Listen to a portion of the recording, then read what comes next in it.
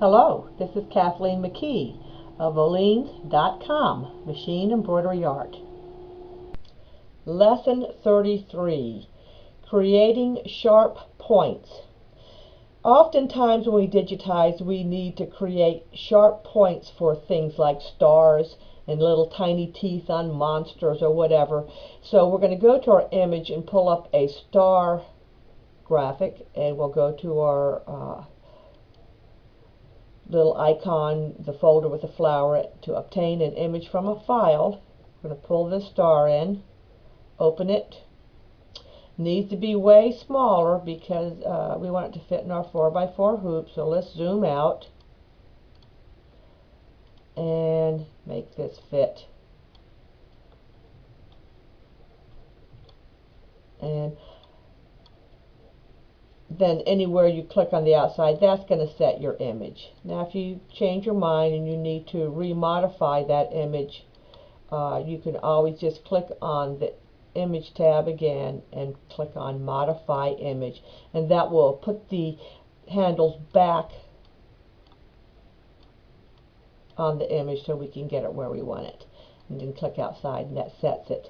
Now whenever you're creating sharp points, it's all done with the manual punch, more specifically the straight block manual punch, not the curve. Now the shortcut for the straight block manual punch on your keyboard is the letter Z as in zebra. And the shortcut for the running stitch is V as in Victor on your keyboard. So I'm just going to click on the running stitch right from there to start out with. And as I've told you before, whenever I use a block stitch, I always like to start with a running stitch so that your machine has time to capture the thread before it starts sewing out the block stitch. So we're going to send out the running stitch and get it where we want. Now, the reason why I don't want to go to the straight and click on that when after I send out my last running stitch, and if I went to the straight, I'm not sure I could get right on top of it. So let me right click and undo the last stitch. So I'm going to click at the point, and while my cursor is still and not moving, I'm going to press on my keyboard the letter Z, which turns the cursor into a straight block tool. That way I can click the second time for bottom and it will be right on top of the last stitch I put in, and that's where I want it. So then we'll go top, bottom, and then when we get to the other point of I'm going to put two clicks right on top of each other, top, bottom, without moving your mouse.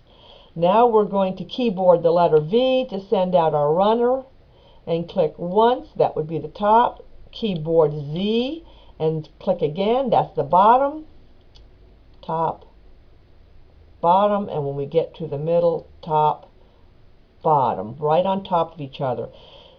Keyboard the letter V, go to your next point, top, keyboard Z, that would be the bottom, top, bottom, top, bottom, right on top of each other.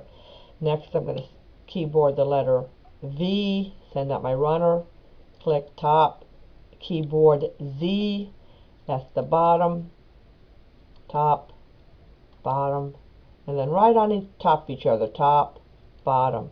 Keyboard letter V for the running stitch, click once, top, and then keyboard Z, bottom. Trying to keep your cursor very still when you're clicking these two stitches on top of each other. Now I've got it, and I'm going to double click. So I'm finished. So there you have, you got your perfect points, and they will be really sharp on the edge, on the ends, providing you get your two starting stitches right on top of each other, and it will keep everything else in alignment. Even if you're only using just a little bit of the point, it's going to be sharp no matter how big or small you make these points. And that's pretty much how you do it.